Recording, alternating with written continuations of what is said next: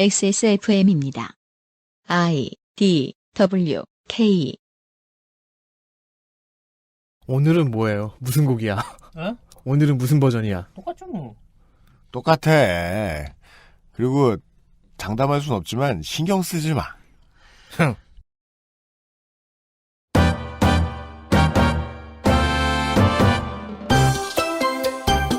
어디서 들어가면 되는지 딱 알겠구만.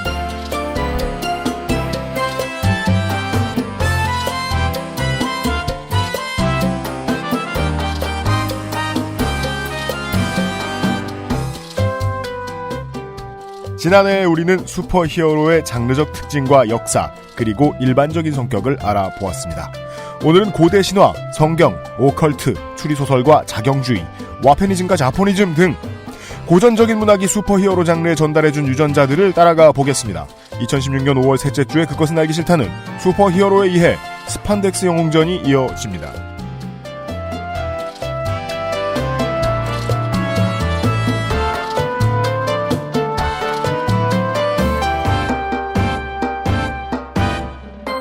라틴 버전인데 왜 호 이런 게 없지? 우리가 넣어줘.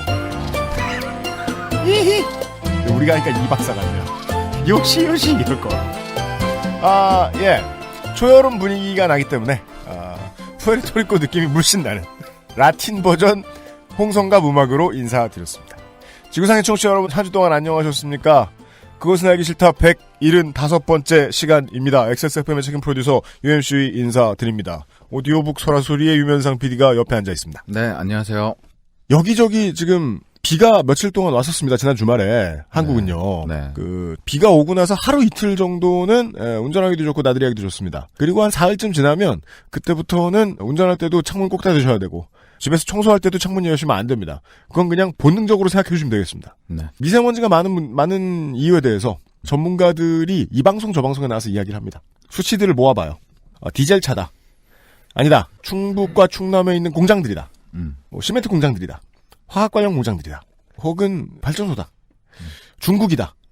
그래서 이제 그들이 끼치는 영향 퍼센테이지로 해서 전문가들이 이야기하는 것을 다 합쳐보면 한 320% 이 정도가 나옵니다. 전문가들의 이야기는 왜 이렇게 서로 상충이 될까요? 근데 지금 디젤로 좀 많이 몰아가고 있는 분위기예요. 아, 그죠? 요즘은 또 디젤로 몰아가요. 요즘에 디젤 차주분들 네. 후덜덜. 아, 그렇습니다. 네. 내 제 탓일까봐. 생각에는 뭔가 옵니다. 뭐가요? 세금 인상이죠. 아, 환경부담금. 제 생각에는요. 네. 아이오닉이 옵니다. 아, 대차해 주나요? 약간 부담금, 이게 환경부담금 깎아준다고 이러면서, 해서, 지금도 그러니까 하이브리드 현기에 전기차가 올 것이다. 아니까 현기가 전기차를 잘 생산할 수 있을 정도까지만 버텨주고, 네. 그 다음부터 압박이 매우 들어갈 것이라. 네. 저는 생각합니다. 네. 네. 귀찮은 세상입니다. 전문가가 얘기해주는데도, 고지것대로 믿으면 안 되고, 우리끼리의 나름대로의 번역 툴을 동원해야 됩니다. 제가 왜 이런 생각을 하게 됐는가? 지난 주말에 나홍진 감독의 영화를 너무 많이 봤기 때문입니다. 머리가 번잡해서 죽겠더라고요. 저는 추격자도 처음 봤어요. 예. 곡성을 보러 갔다가, 네. 우리 박간 장관이 추격자 안 봤으면 추격자도 꼭 보라고. 추격자도 봤어요. 그건 추격자는 그런 대로 대중적이지 않아요? 예? 영화 자체로 저는 뭐 두 영화 다 대중적이었다고 생각해요. 그래요. 예, 저는 둘 다 재밌게 봤어요. 하여간 머리가 되게 번잡하잖아요. 그러니까 곡성에 대한 얘기는 지금 굉장히 스포하면 안 되고 또 혼란스럽잖아요. 네. 네. 곡성이 처음 이게 지금 곡성 지금 흥행 중이잖아요. 네. 우리가 또 오늘 슈퍼히어로 장르 이야기하다 보니까 또 영화 이야기 털 텐데. 그렇죠. 곡성에 대해서 이렇게 사람들이 열광 혹은 엔타이가 되는 거 보고 저는 딱 그 한 영화가 떠올랐어요. 뭡니까? 크리스토퍼 놀란의 메이저 데뷔작 메멘토. 다들 해석하느라 죽을 것 같았어요. 그렇죠. 그러니까 지금 보면 오랜만에 봐도 예전에 다 배워놓은 거라서 자전거처럼 한 번에 딱 이해되잖아요. 그때 그래 저런 얘기 이러면서. 근데 그 영화는 한 번에 딱 이해 안 돼도 재미있었던 것으로 기억합니다. 네. 네. 저는 사실 뭐 나홍진 감독의 영화들에 대해서 이런저런 평이 많은데 제 머릿속에 남은 것, 가슴 속에 남은 거 말고 가슴 속에 남은 건 무서웠다. 나도 술 먹고 저렇게 토한 적이 있지. 그런 거 말고 머릿속에 남은 것. 국제적인 문학상을 수상한 어떤 작가는 광주 민주화 운동을 다룬 작품을 썼고 그렇죠. 그의 아버지는 정부에 의해서 4대강 관련된 것으로 보이는 억대 지원금을 받은 적이 있는 상황. 이 둘은 상관이 없다. 상관없죠. 엮어서는 안 된다. 이걸 나홍진 감독 영화를 보고 배웠어요. 그래요? 해석하는 방법은 그거였더라고요. 오. 왜냐하면 미디어는 뭔가 이렇게 인과관계를 보여줘야 장사하기가 좋습니다. 이게 이렇게 돼서 좋게 되니까 무섭지? 그러니까 아이오닉을 사란 말이야! 이런 식으로. 해석의 틀을 만들어주는 사람들이 되게 자기 직업이 책임감 없어도 되는 건 줄 아는 사람들이 너무 많아요, 한국은. 네. 그래서 지들은 잘할 줄 알고 벌써 175번째 시간입니다. 잠시 후에는 오늘 지금 대본을 살짝 보니까요. 예, 지난번에 청취자 피드백 안 받냐 이런 말씀들을 많이 하시던데 청취자 피드백을 받아가지고 왔는데 지 칭찬한 것만 쭉 모아온 덕질인과 함께 저희들이 나름대로 보여드릴 만한 시각이다라고 생각해서 준비해온 슈퍼히어로에 대한 이야기 세 번째 시간 마련해 볼 겁니다. 광고 듣고 와서 말이죠. 그것은 알기 싫다는 에브리온 TV, 용산에 가면 꼭 가보고 싶은 컴스테이션, 데볼프 제뉴인 레더크래프트, 나의 마지막 시도 퍼펙트25 전화영어, 맛있는 다이어트 토탈케어 아임닭, 관절 건강에 도움을 줄 수도 있는 무르핀, 도서출판 1984에서 도와주고 있습니다. 예. 왜 이렇게 쳐다봐? 기대하고 있었다니까. 오늘은 뭐였니? 오늘은 그냥 평소대로였어요. 그래. 유면상 제가 아는 성상품화. XSFM입니다. 주름과 질감이 살아있지만 변형되지 않고 두꺼운 가죽 제품. 선명한 색상에 일반 명품을 웃도는 퀄리티의 가죽 제품. 황야의 1위 데볼프 제뉴인 레더. 지금까지 그래왔듯 당신의 자부심이 되어드리겠습니다. Devolf Genuine Leather. 카카오톡으로 지난 수업 내용을 확인하고 반복해서 연습할 수 있습니다. 늘어난 실력을 매일 알려주는 전화 영어. Perfect 25.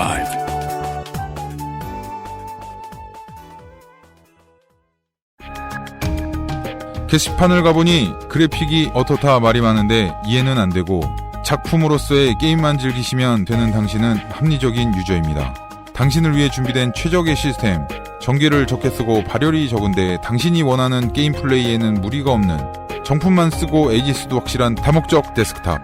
액세스몰에서 32만원만 결제하시면 당신의 것. 향후에 생기는 문제도 함께 해결됩니다.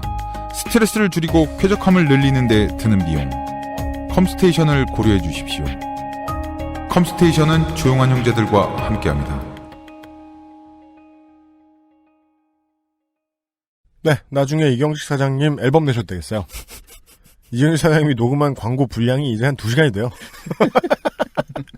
컴스테이션 광고 되게 많아요, 청취자 여러분. 하여간 신제품이 나왔습니다. 잠시 후에 등장할 덕질인처럼 네. 가게는 신통치 않으나 게임은 꼭 작품성이 있는 최신작을 해야 되겠다 하는 사람들을 위해서 AMD가 불나게 개발하고 있어요. 예, 불이 안 나는 CPU를요.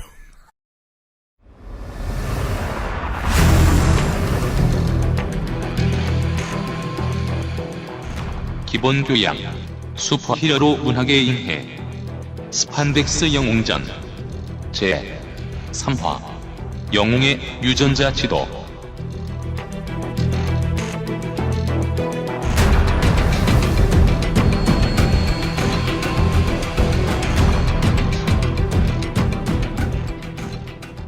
그것을 하기 싫다가 한 1.5년에서 2년에 한 번쯤 만나는 현대문학 시간입니다. 예, 슈퍼히어로의 인해, 스판덱스 영웅전 세 번째 시간을 진행해줄 저희가 지난 2주 사이에 최대한 노력을 했습니다. 얘 말고 다른 덕질인을 좀 찾아보려고. 예, 나오지 않으려 했다. 안타깝습니다. 덕질 대위 홍성갑 덕질인을 소개합니다. 안녕하세요. 시빌롬입니다. 네, 반갑습니다. 어떻게 된 건지 모르겠지만 점점 이 카인 쿼터제가 되어가고 있군요. 그렇죠. 바람직한 현상입니다. 네. 이것을 이제 홍성갑에게 새 생명을 이렇게 얘기하기도 하죠. 덕분에 저는 이제 아마도 이제 새 게임을 지를 수 있을 것 같아요. 그건 그래요.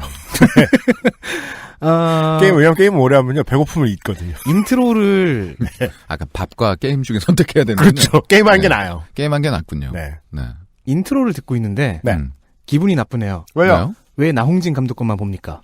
왜요? 그럼 또 뭐가 크리스토퍼 놀란 것도 봤는데. 지금 시빌워를 봐야 되는 아, 장면 아니에요? 맞다. 11호 미안하게 생각합니다. 이렇게나 불성실한 메인 진행자 안 좋습니다. 아저씨가 극장 갈 시간이 진짜 없습니다. 유면상 PD께서는 이 2주 동안 맞아. 추가로 울트론도 보고 오셨대요. 볼트론도 아니고? 에이지 오브 울트론. 그니까. 어벤져스 울트론이야. 2편을 네. 보고 오셨어요. 네. 바보야, 울트론이야. 알아. 내가 말한 볼트론은 그 제가 본 거 울트론, 예. 데드풀. 또 뭐죠? 캡틴 아메리카 예. 1, 2편. 그거 다 보고 왔어요. 저. 지금 벌써 4편을 보셨잖아요. 캡틴 아메리카 1편? 1, 2편. 1, 2편 퍼스트 다 보고. 어벤져랑 아, 퍼스트 윈터 어벤져 솔저. 졸립 때문에. 11호가 3편이잖아요. 어쨌든 추가로 보고 오신다는 거예요. 그리고 홍성갑 덕질인이 저한테 그랬죠. 어때 오셨어요? 그래가지고 같았어. 뭐 재밌다고 그랬잖아요. 방패만 던지고. 재밌었다. 1편이. 아, 오케이. 네. 그런데 이제 본인은 네. 나홍진 감독 것만 보고 오고 이것은 준비하지 않는 불성실한 태도다. 그러니까 이 과신과 과시욕에 물들어서 다른 사람 욕할 것이 아니다. 비난을 해봐라, 야. 잘린다. 야. 나한테 뭐라 그래? 그 열심히 듣는다는 이종범 작가랑 은수미 연도로 보러 가라 그래요. 예. 뭐 어쨌든 저희는 이제 작품에 참여한 모두를 크레딧의 작가로 올려주는 장르 네. 슈퍼히어로를 다시 한번 논해 보겠습니다. 그렇습니다. 대작이 없군요. 거기는. 저는 그런 얘기를 하지 않았어요. 중요한 스포입니다. 네. 지난 시간에 우리는 슈퍼히어로라는 장르에 대해서 통사라고 하죠. 처음부터 끝까지 시간순으로 흐른 네. 역사. 네. 바쁘게 슥슥슥 털었습니다. 짧은 시간에 하느라고요. 네, 통시적 관점이라고 합니다. 통사를 한번 훑었습니다. 30년대 후반 대공황에서 탄생해서 40년대 골든에이지로 장르의 틀을 잡고 50년대 암흑기를 간신히 살아남아서 60년대 실버에이지로 성숙해서 90년대의 모던에이지로 대폭발하는 이제는 영상화로 확장 중인 그런 장르입니다. 네. 게임과 영상을 이미 이제 플랫폼 한몫을 잡아놓은 지는 오래된. 그렇습니다. 그리고 그 와중에, 미국의 역사적인, 정치사적인, 문화사적인 흐름에 얼마나 영향을 받았고 주었는가에 네. 대해서도 집중적으로 말씀드렸습니다. 네, 상호교차적으로 이제 영향을 주고받았겠지만 그러죠. 저는 주로 역사에서 받은 것들을 얘기했죠. 준 것은 아직은 연구가 안 된 것 같아서요. 예. 땡스투를 좀 짚고 넘어가 보고 싶어요. 네. 아, 난 이게 원고가 아니고요. 네. 그 대본인 줄 알았어요. 땡스투가 써있길래. 대본이죠. 네. 지금부터 읽을 거거든요. 왜 이걸 저를 칭찬한 분들의 대장님이 칭찬만, 야, 참, 사금을 캐듯이 어렵게 구해왔네, 진짜. 칭찬 얼마나 뭔 올라왔다고. 소리야. 예. 사금 속에서 금덩이를 찾듯이 너무 많아서 그 중에서 골라온 거예요. 네. 그러세요. 트위터에 사금에 금덩이가 있어, 임마. Falling Loon님. 홍성갑 덕질 소대장의 방송은 모든 게스트를 통틀어 가장 안정적이다. 이분 방송 듣지 마세요. 그러나 진행자들이 방송 헛들었구만, 진짜. 그러나 진행자들이 불안정한 몇 안 되는 게스트인 듯. 우리가 왜 불안정한지 지금. 이거 어떤 평가예요? 예? 정확하게 진행자들이 불안정하다는 정확하게 게 무슨 제가 뜻이지? 이거를 수정을 해드리면요. 네. 유면상 PD님은 안정적입니다. 뭐야, 그게 임마! 메인 진행자가 불안정해요. 왜냐면 영화도 보고 오지 않거든요. 그리고 트위터에서 은수미 의원님께서 야, 우리를 봐도 새누리당 쪽에 얘기지 내분을 시키려 드는구만. 그 알실 173 AB 스판덱스 영전 들으며 광주 가고 있어요. 딱 제 취향. 노동, 인권, 민주주의와 쫄쫄이 SF 영웅이 뭔 관련이 있냐고요? 들어보세요. 아, 네. 이것도 뭐라 그럴까 하다가, 이 청취자분은, 영업을 해주셨기 때문에. 네. 넘어가도록 하겠습니다. 감사합니다. 은희 언님 고마워요. 50대 사회학자도 즐겨 듣는 슈퍼히어로 이야기예요. 그 외에 닥터 프로스트 그리시던 이종금 작가님도 주변에 영업해 주신다니까 감사합니다. 그런 약속을 하신 지 지금 한 3년 되신 것 같아요, 작가님. 하고 있으시대잖아. 진짜 더 열심히 하세요. 근데 제가 제일 감사하고 보람 있었던 반응은 이겁니다. 트위터에서 인쿡님께서 시빌워 이제 봤네요. 스판덱스 영웅전 덕에 배경도 이해되고 대사 하나하나에 더 집중하게 되더군요. 그 영화를 이해하시는데 도움을 드려서 이게 가장 기쁩니다. 사실은. 네. 한 분이 좀 더 자신의 문화생활을 더 풍성하게 영위할 수 있게 하는데 일말의 주춧돌 네. 조금의 도움이라도 되었다니. 네. 예. 아니 근데 지난 제가 받은 출연료가 사실 아깝지 않습니다. 역사에서 게스트가 자기 칭찬하는 이런 반응들을 들고 온 사람이 있어요? 그죠. 이거 진행하라고 그냥 전권을 네. 내줬더니. 야, 별짓을 다 하네. 네. 하지만 제가 제 칭찬만 본 것은 아닙니다. AS를 살짝 할게요. 네. 제가 실수한 게 있더라고요. 스타로드, 즉 가디언즈 오브 갤럭시에서 스타로드를 연기하신 분을 마이클 프렛이라고 발음했더라고요. 크리스 프렛입니다. 그걸 발음한 거냐? 잘못 말한 거지? 아니 그때 나는 머릿속으로 진짜로 크리스를 생각하고 마이클이 나오고 있었어요. 정직하지 못하긴. 크리스라고 쓰고 마이클이라고 읽었다고요? 심지어 쓴 것도 크리스라고 적고 머릿속에서도 크리스라는 그 글자들을 이렇게 떠올리면서 입으로 마이클이 나오고 있었더라고요. 아, 내가 공수훈련할 때 제일 많이 배운 단어가 있어요. 네. 기름고장! 뭐래요, 그게. 크리스 프렛. 이거, 마블 시네마틱 유니버스에서 발굴해서 주연으로 내세운 다음에 키워놓은 세 번째 크리스죠. 넷플릭스의 마블 드라마는 아직 블러링이 안 되어 있다고 합니다. 아, 그래요? 다 나온대요, 그냥? 아직은요. 언제 될지 모르겠죠. 근데 블러링 하면, 이 넷플릭스에 이런데도 담배 피는 것까지 다 블러링하고 이런 식으로 하는가? 그렇게 될지는 모르겠어요. 블러링 된 건 아직 난 못 봤어요. 그 정말 인상적이었어요. 그 캐치온이 아니었고 그냥 그 광고 나오는 일반 저 영화 채널들 있잖아요. 케이블 TV 채널들. 네. 보다가 시체는 블러 처리가 안 되는데 담배는 블러 처리가 되는 거 보고. 요거 참 재밌다. 예. 그게 있어요. 그 콘스탄틴이 네. 골초 캐릭터인데. 아, 그렇죠. 맞아요. CBS였나? 맞아요. 거기서 이제 이번에 별로 인기는 없었던 콘스탄틴 드라마에서 담배가 나올 수가 없으니까 캐릭터는 골초고 그래서 담배가 가득 고인 잿더리가 중간중간에 등장한다든가 아니면은 이렇게 걸어가는데 뒷모습을 찍는데 담배 연기가 훅 흘러나온다든가 하는 것을 간접적으로 얘가 담배를 피운다. 그렇죠. 그래서 전달하기도 했어요. 아니, 네. 그 우리나라 히트한 미생 있잖아요. 네. 그 미생 보면은 미친 듯이 담배를 계속 물거나 맞아요. 들거나 흔들거나 네. 네. 심정을 거기다가 막 표현하더만요. 네. 담배에다가. 맞아요. 비슷한 거죠. 이거를 피우는 모습을 직접 내보내줄 수는 없다고 하니까 간접적으로나마. 이걸 땡파 춥수로 바꾸면 이제 독일식인 거예요, 그게. 아, 그래서 총이 꽃이 되고. 그래서 원피스의 상디는 그렇죠. 담배를 피우는 캐릭터인데. 맞아요. 그리고 배트우먼의 정직 도덕률을 굉장히 신봉해서 그것 때문에 DADT 정책에 걸렸던 이야기가 있었죠. 네. 그거를 가르쳤던 사람은 정작 어머니였다고 합니다. 제가 원작을 본 지 좀 오래돼서 기억에서 좀 헷갈렸나 봐요. 네. 그러나 변명을 하자면 그걸 계승해서 결국 딸이 사관학교를 박차고 나왔을 때 오히려 잘했다며 다독여줬던 사람은 아버지긴 하죠. 알겠습니다. 들어가 볼까요? 네. 광고 지금 나오나? 아니. 니 할 일만 해. 그래, 내가 하고 싶었던 얘기가 그거야. 내가 하고 싶었던 얘기가 그거야. 모든 걸 관 아래로 들지 마. 네가 우리를 낳았냐? 자, 진행해 주시면 되겠습니다. 아니, 똑같은 통지감끼리 왜 이래. 슈퍼히어로에 대한 통시적인 역사를 쫙 다뤘다면 오늘 할 것은요. 공시적인 관점, 즉 모든 시간대를 다 압축해서 전체의 특성을 그냥 딱딱딱 짚어보는 시간을 가져보려고 합니다. 오늘이 좀 더 심층적인 장르 분석이 될 것 같습니다. 심층적이려나요? 제 실력이 거기죠, 뭐. 네, 제가 하기 나름입니다만, 내용은 그래요. 네. 자, 우리는 지금까지 시대별로 어떻게 발전했나를 보면서 이 장르가 미국이라는 사회 혹은 문명의 온갖 문학적인 유전자들을 받아왔다는 것을 알고 있습니다. 그렇다면 사회적인 유전자 역시요. 네, 여기서부터 궁금할 수 있죠. 미국이 가지고 있던 문화적인 유전자를 다 받아왔다. 라는 얘기가 북미 선주민의 문화를 다 받아왔다는 얘기는 아닐 것이지 않겠느냐. 일단은 유럽에서 온 사람들이니까. 그러죠. 유럽 문명의 유전자가 맨 처음에 있었을 것이고, 그리고 19세기와 20세기를 지나면서 미국만의 것들이 그 안에서 발생이 되었겠죠. 그것들이 둘 다가 반영이 되어 있을 겁니다. 네. 지난 시간에는 그래서 통사를 돌아봤으니까 당연히 미국 현대사를 얘기할 수 있었고. 네. 이번에는 그 미국의 현대사는 무엇으로 만들어졌는가를 또 생각을 해봐야 되겠죠. 그렇게 해서 그 현대사가 켜켜이 쌓여가면서 준 영향들이 지금 현재 어떤 것들로 이렇게 딱딱딱 구획지어 볼 수 있는가. 첨가물 함량 표시 이런 거를 한번 해보는 시간입니다. 그렇습니다. 첫 번째로 얘기할 것은 아무래도 고대 신화일 겁니다. 그리스 로마 문명에서부터 온 혹은 이제 성서의 초반에 기록된 슈퍼히어로 자체가 우월한 인간이라는 위치잖아요.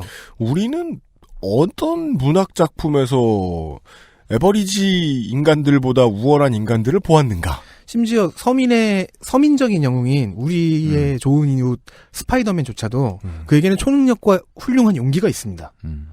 구직이 잘 안 돼서 그러지. 그렇죠. 네.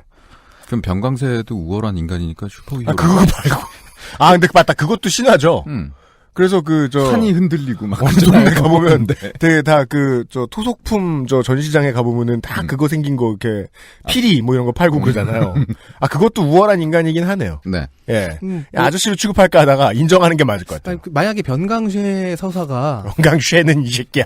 또 강세에서 저거는 약간 영남 쪽 쉐누리당 그냥 제가 쇠와 쉐를 잘 구분을 못하는 것일 뿐이에요. 저의 개인 방언이고요. 네. 어쨌든 만약에 변옹께서 사회적으로 유의미한 작용 활동이나 아니면은 홍길동이나 전우치 같은 활동을 했다면 그렇다면 히어로가 되겠죠. 근데 그냥 미디어 워치요? 그냥 슈퍼할 뿐이잖아요. 변옹이랑 그렇죠. 변옹이 사회적으로 유의미한 이런 그죠. 사회적으로 보통 인간들보다 우월한 능력을 가지고 사회적인 영향을 끼칠 수 있는 어떤 행위를 했다면, 즉 선한 행위를 하면 홍길동이나 전우치처럼 선한 행동을 한다면 히어로가 될 것이 슈퍼 히어로가 될 것이고 산만 움직였다면 의미가 없다. 악한 행동을 했다면 슈퍼 빌런이 되겠죠. 네, 그렇습니다.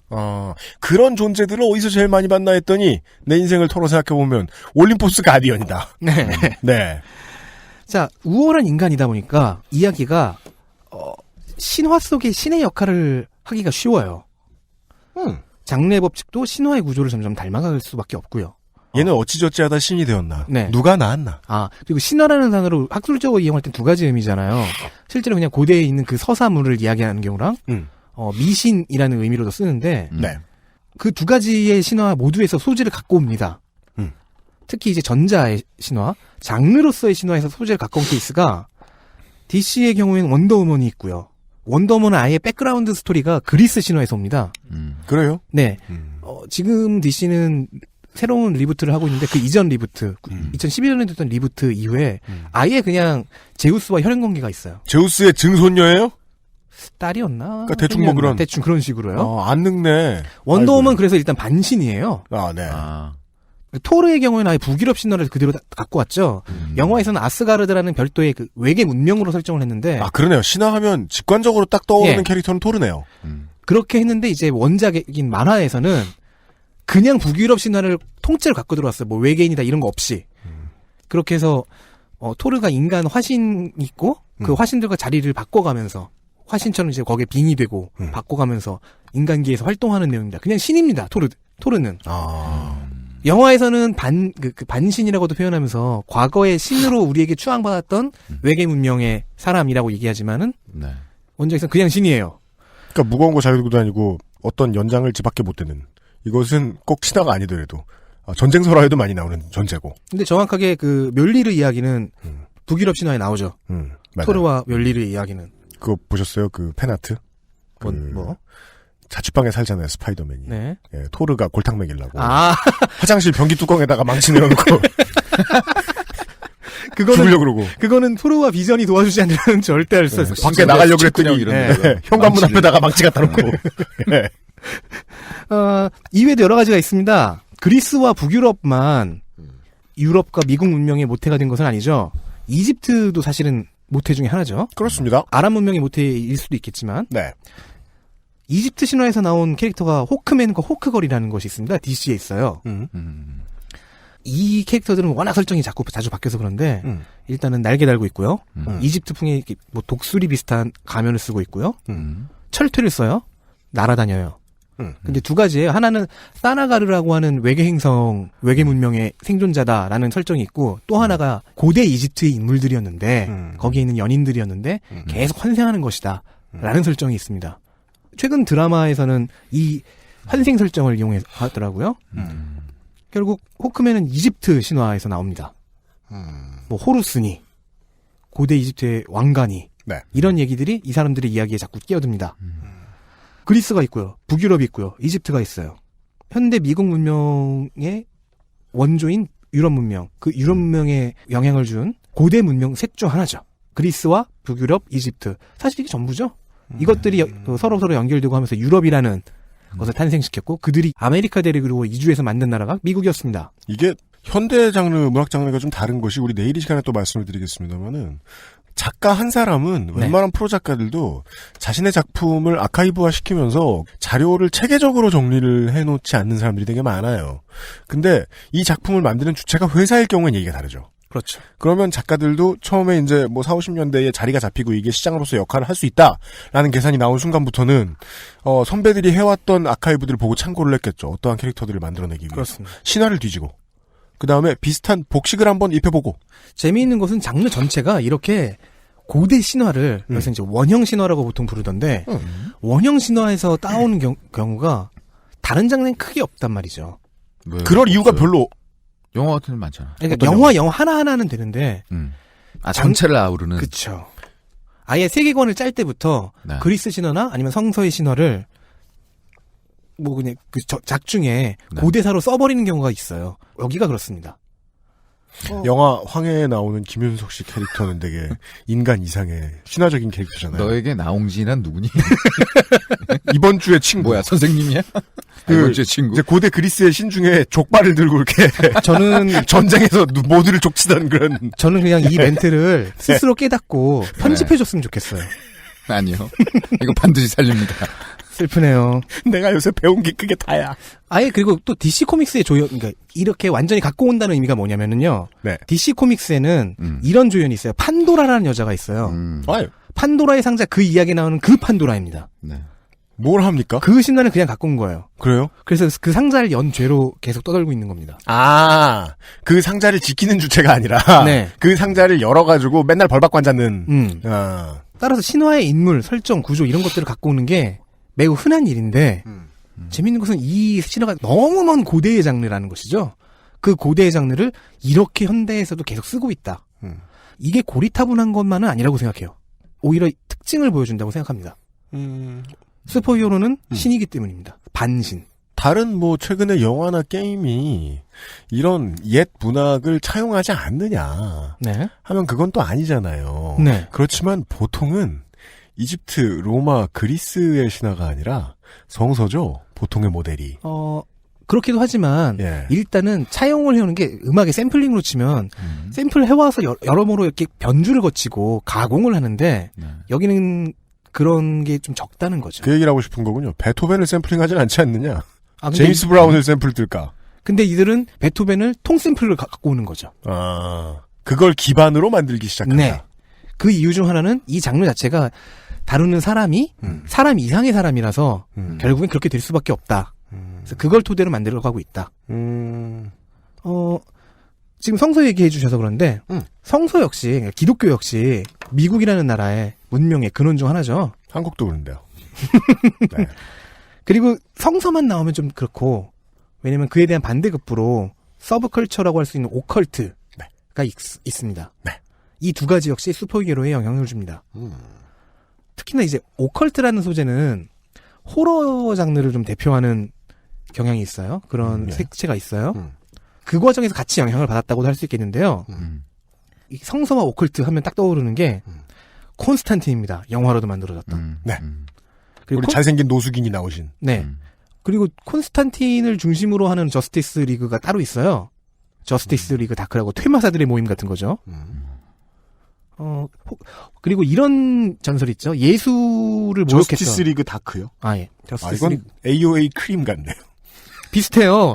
저스티스 리그 내에 있는 하위 조직이야. 나 이런 소리 하는 거 되게 싫어하시더라고요, 청취자 여러분들. 상관 있는 소리 하고 싶을 때만 껴들어라. 근데 맞는 말이긴 해요. 네. 왜 좋았는데 지금? 아, 그래요? 네, 되게 영해 보이고 좋아요. 레인보우 블랙 같고. 네, 알았어요. 네. 불쌍하다. 몸부림치는구나. 하여간 콘스탄틴과 관련된 테티서가 있고. 그 다음에. 예. 저스티스 리그 다크 얘기는 나중에 또 할 수 있겠죠. 네. 그리고 DC에서 또 쓰고 있는 캐릭터 중 하나가 팬텀 스트레인저라는 캐릭터가 있는데 팬텀 스트레인저. 재밌는 건 이 캐릭터가 자기 자신이 누군지를 몰라요. 아, 자기 자신이 너무 스트레인지한 거예요, 이 사람은? 아니, 그러니까 그래서 스트레인저요? 정체성이 없어요. 예. 내가 누구인가를 얘기하는데 작품 바깥에서 제기되는 많은 설 중 하나가 방황하는 유대인 전설입니다. 방황하는 유대인. 그런 전설을 한 번쯤 들어보셨을 때 아하스페르츠라고. 네. 아하스페르츠 혹은 아하스페루스 13세기 중반부터 기록에 나타나는 허구적 인물에 대한 전설, 종종 그 인물을 부르는 말로도 혼용됩니다. 카르타필루스라는 이름의 유대인이 예수를 조롱하고 폭언을 퍼붓자 예수가 역자줄을 날려 순리대로 죽지 못하고 영원히 떠돌다가 어찌된 일인지 기독교인이 되어 자신이 당한 이야기를 아름답게 꾸며 포교를 하고 다녔다는 것이 이야기의 원판이며 이것이 이후에 예수가 물을 달라고 하다가 거절당한 것이다. 예수가 십자가를 끌던 중이었다. 유대인의 직업은 구두수선공이다. 무역업자다. 등의 다양한 버전으로 확산됩니다. 불신지옥, 개종부활이라는 결론만 같지요. 윌리엄 워즈워드나 괴테의 시에서 종종 등장하는 소재이기도 합니다. 오컬트계에서는 굉장히 유명한 전설이죠. 십자가를 지고 가시는 골고다로 올라가신 예수를 모욕한 죄로 네. 저주를 받아서 평생 죽지 못하고 세상을 떠돌게 된 유대인. 그래서 방황하는 유대인. 청취자 여러분, 이 기원전에는요, 그 댓글 하나 잘못 달아도 그런 천벌을 받았습니다. 그리고 또 이 팬텀이라는 단어와 스트레인저라는 단어. 네. 이 팬텀이라는 단어는 이제 중세 이후 문학에서 존재감이 없거나 버려진 존재를 보통 부르는 데 쓰는 단어였고. 그래서 이 스트레인저는 이제 현대 문학이 이야기하는 네. 예, 나를 외톨이로 보는 사람의 시각을 말해주는. 네, 그렇습니다. 예. 테마록에도 등장한 적이 있죠. 이 아스페르츠라고 하는 캐릭터는. 아, 그렇습니까? 네. 테마록은 등장인물이 너무 많아가지고. 그게 어쩔 수가 없는 게 테마록 역시 오컬트와 같은 서브컬처들을 모아놓은 작품이었잖아요. 그래서 거기서도 중요한 인물로 막판에 등장들을 하는데, 여기서는 아예 팬텀 스트레인저의 그 원래 정체 중 하나로 거론이 되고 있는 상황입니다. 제가 그때 어리고 무식해가지고. 네. 예. 신부님이 오라만 쏘면 다 끝날 텐데 뭐 이러면서 등장인물들을 많이 기억하지 못했어요. 여전히 어리고 무식한 것 같습니다. 예. 곧 영화가 개봉될 닥터 스트레인지, 마블 세계관 최강인데요. 닥터 스트레인지도 굉장히 대표적입니다. 게다가 닥터 스트레인지의 경우에는 이런 오컬트, 성서적 세계관 여기에 더해서 약간의 히피즘도 좀 들어가 있고요. 얽기 좋은 소재네요. 생각보다. 그렇죠. 히피즘과 오컬트. 그러니까 이런 세계관 속에서 가끔씩 예수님이 등장할 때도 있고요. 아, 이게 왜 떠올랐나 했더니. 야훼께서 등장하실 때도 있고요. 그렇죠. 오컬트하고 히피즘이 왜 어울리나라고 생각해보니까 딱 한 단어로 집중할 수 있네요. 네. 부두. 그리고 그 마블의 경우에는요. 아예 유일신이 하나가 있어요. 야훼까지는 아닌데 어쨌든 성서적인 그 관점에서 one above all, 즉 모두 위에 하나라고 하는 유일신이 존재합니다. 이 유일신이 가끔씩 스탠리나 제커비의 모습으로 등장하기도 하지만. 아, 그래요? 작가들의 모습으로 등장하기도 하지만. 원래 순정 만화에도 보면은 제일 예쁜 인기 있는 주인공. 이 작가인 경우가. 작가가 본인의 네. 오너케바 비슷하게 만드는 건 메리수라고 부르는데. 네. 그게 아니라 one above all, 즉 유일신을 잠깐 이렇게 지나가면서라도 등장시켜야 될 때 그 모습이 하필이면 제컵이나 스탠리의 모습이다. 그건 중요한 비유겠죠. 네, 중요한 것은 유일신이 존재한다죠. 두 가지. 다른 수많은 신적 존재들이 있지만 진짜 신은 하나밖에 없다. 그리고 이제 1차원적인 그 문학 공부 아닙니까? 신이라는 존재가 작가와 등치되는 경우가 많다라는 걸 알려주는. 예, 그건 재미있는 네. 부분이죠. 작가론을 제대로 한번 투영시켜 본 것이고. 네. 제가 여기서 더 집중하고 싶은 건 성경적 세계관답게. 네. 유일신은 하나다. 신적 존재들은 얼마든지 나올 수 있지만. 그리고 고스트라이더 혹시 기억하시는지 모르겠어요. 왜 기억 못합니까? 마블의 고스트라이더. 네. 저 영화. 굉장히 고통스럽고 억울하게 죽은 사람을. 그건가요? 신께서 되살리셔서. 그 사위? 캐서방. 캐서방 나온 거요? 네. 니콜라스 케이지가 연기했던. 네. 영화는 그렇게 좋지 않았죠. 근데 어쨌든 늘 불에 타 있다 보니 대머리다. 억울하고 고통스럽게 죽은 영혼을. 네. 저승에서 꺼내서. 그렇죠. 그럼 오토바이를 태우고. 활모 이런 거구나. 네. 활활 타는 머리. 네. 오토바이를 태워서 악을 처단하게 하는. 버ൺ모. 네. 버ൺ모 좋다. 네. 예, 고스트라이더는 특이하죠. 성서에서 나오는 게 신께서 되살려 주셨으니까. 맞아요. 성서가 들어가 있고요. 거기에 이제 오컬트 컨셉도 약간 들어간 거고. 거기에 폭주족이 들어가 있어요. 물론 고스트라이더는 꼭 그 니콜라스 케이지가 연기했던 그 캐릭터만이 아니라 한 3, 4대 정도 됩니다. 여성도 있고. 고스트라이더는 이렇게 보면요. 정신문화 쪽에 있는 성서, 오컬트 이런 것들을 갖고 온 다음에 미국의 현재 물질적인 부분 중에서 폭주족의 이미지를 플러스한 케이스입니다. 그렇다면은 물질적인 부분들은 또 어떤 식으로, 즉 사회적인 부분은 어떤 식으로 여기에 투영이 되어 있느냐, 이 장르에 투영이 되어 있느냐를 좀 더 계속해서 알아보겠는데 광고 듣고 오면 되지 않겠습니까? 네, 동의합니다. 네가 다 합니다. 다 해먹어야지. 되지 않겠습니다. 웃겼어.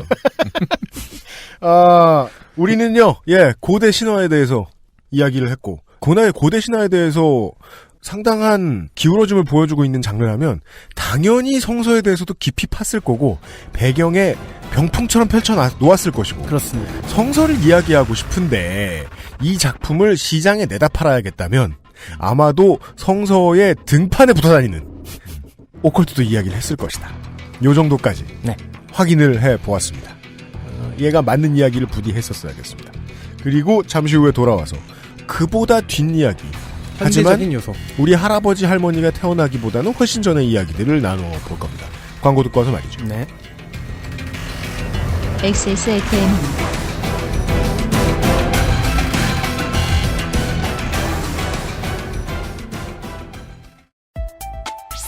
무르피는 관절 및 연골 건강에 도움을 줄 수 있는 건강기능식품입니다. 관절의 불편함 개선, 관절 구성 성분 제공, MSM과 속단 등 복합 추출물이 함유되어 있으며 당신의 관절 건강에 도움을 줄 수 있습니다. MSM의 인체 적용 시험 결과 12주 섭취 후 관절의 통증, 뻣뻣함, 운동 기능이 뚜렷하게 개선됨을 확인하였습니다. 평소 관절이 불편한 부모님이나 운동을 많이 하는 분들 또는 무릎을 많이 사용하는 모든 분들께 권합니다. 엑세스몰에서 만나요. 컴퓨터가 필요하시다고요? 그렇다면 컴스테이션입니다.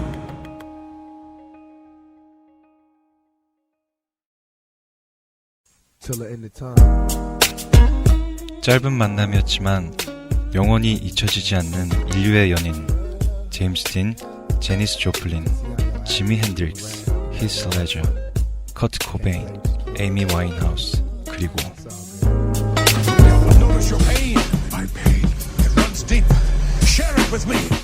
음악의 스타로 랩계의 거물로 인권운동의 얼굴로 세계사를 영원히 바꾼 저항의 상징 투팍 샤커. 한국 최초로 발매되는 투팍 샤커의 전기 투팍 샤커 랩스타의 삶. 전국 서점과 액세스몰에서 만나보실 수 있습니다. 도서출판 1984.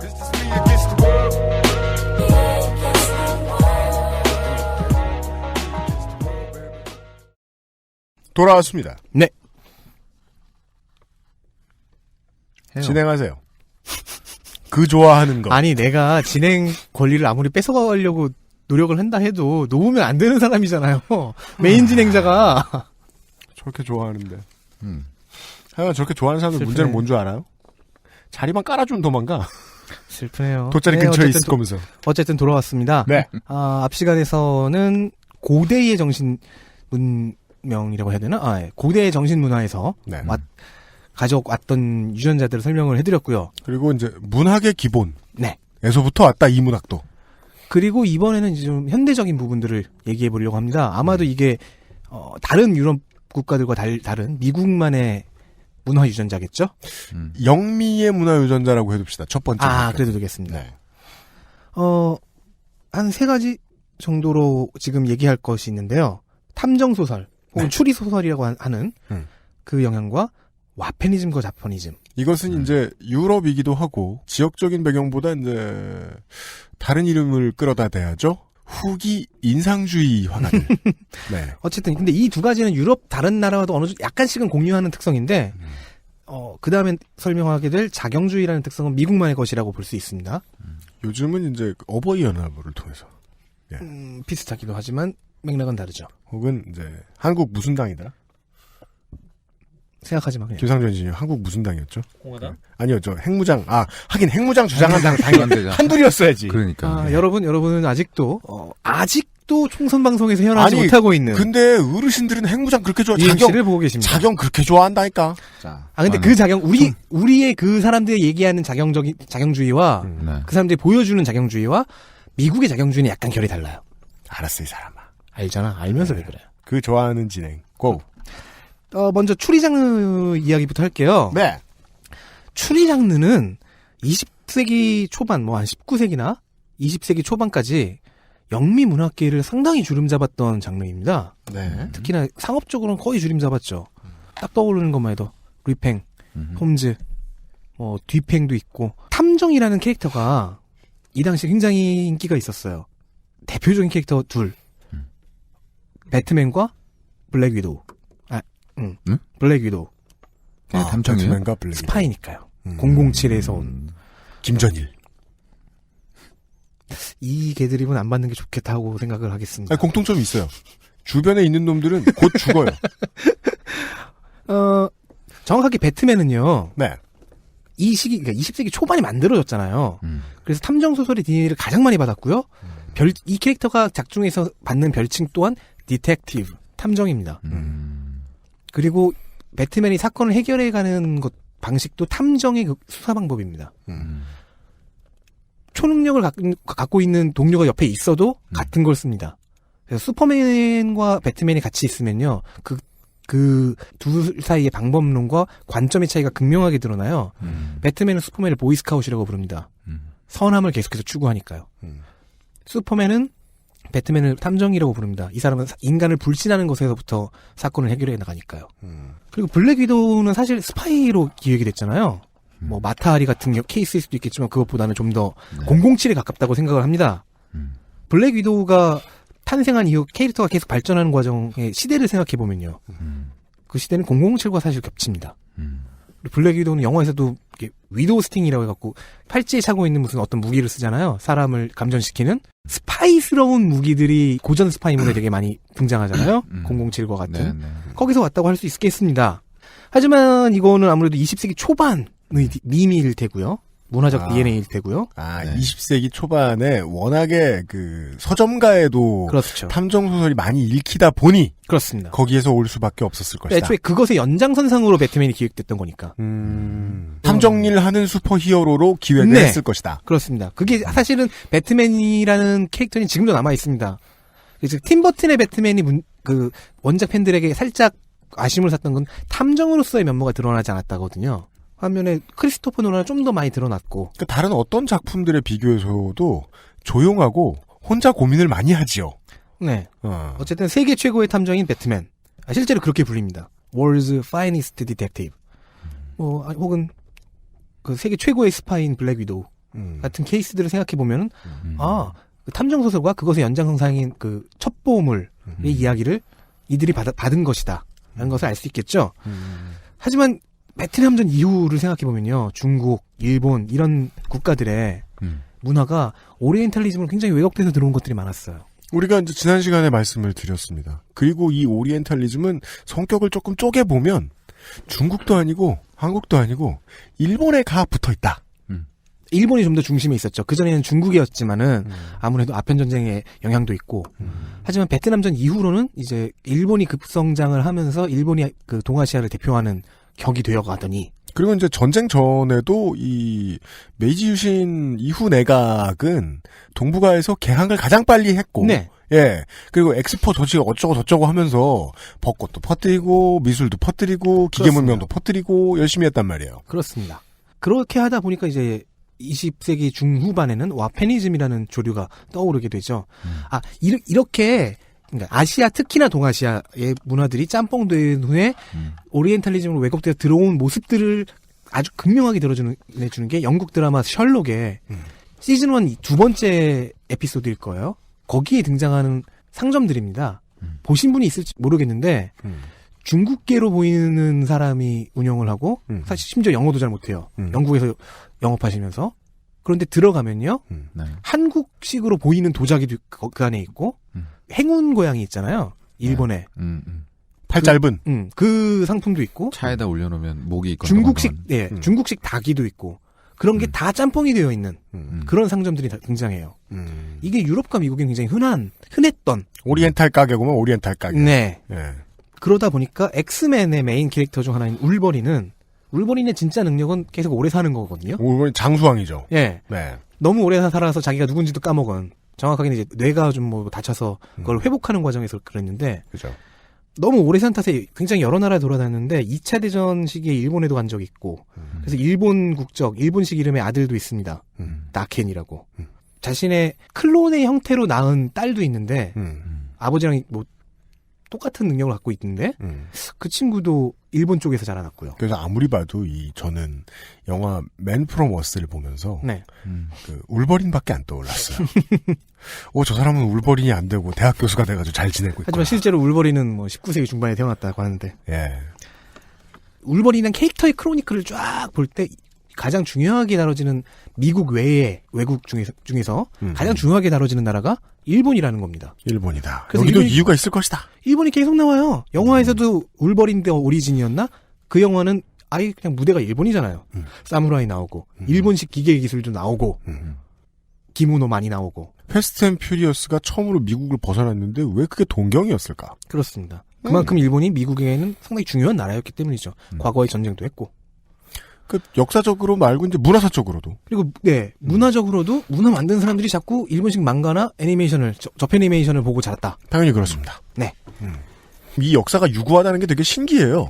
일본 문화가 왜 이렇게 많이 널리 수출이 되었을까? 그러니까 그것은 우리가 지난주에 설명해드린 대로 오리엔탈리즘은 지리적인 물리적인 거리가 멀면 네. 이 문화에 대한 이해의 깊이도 매우 얕게 돼 있다. 네. 매우 별 볼 일 없게 돼 있다. 근데 그것만 가지고 무시할 수 없는 게 어떻게든 왜곡된 형태로 이렇게 퍼졌잖아요. 굉장히 많이 퍼졌죠. 그리고 그 퍼진 게 한두 해 일도 아니고 100년, 200년 일도 아니고. 중국 문화가 오리엔탈리즘으로 퍼진 것은 이소룡이 마지막이었는데 뭐 이후에 뭐 성룡이나 주성치 같은 경우에는 나름 그 사람들의 원형에 가깝게 이해가 됐는데 이소룡은 그렇지 않았잖아요. 근데 그게 마지막이었고 그 다음에 그 자리를 꿰찬 것은 일본이었다. 네. 지금의 한류와는 비교도 안 되는. 그리고 이것은 몇백 년 전부터 이어져 오던 전통이었다.